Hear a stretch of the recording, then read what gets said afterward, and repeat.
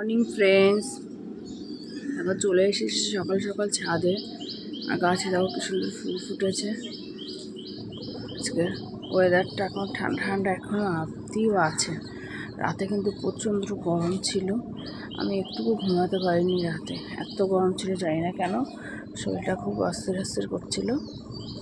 তো সকাল সকালে উঠে গেছি, একটু যাব বাইরে, একটু দরকারে বেরাবো। তাড়াতাড়ির জন্য রান্নাবান্নাটা সেরে ফেলেছি। এখন আমি বেরাবো রেডি হয়ে। তার আগে পাখিগুলো ছাড়ার জন্য ছাদে এসে দেখো আকাশে কত সুন্দর পাখিগুলো সব উঠছে। এখন বাসা থেকে সব বেরিয়ে গেছে। তো চলো কোথায় যাই দেখি। আর এই আমার ছাদের কাক না, প্রচণ্ড পরিমাণে কাক আসে আর পাখির বাচ্চাগুলোকে সব তুলে নিয়ে চলে যায়। এর জন্য যখনই ছাড়ি পাখিগুলোকে আমার ছাদে দাঁড়িয়ে থাকতে। আর একটা জিনিস দেখো, সুন্দর সূর্যটা উঠেছে।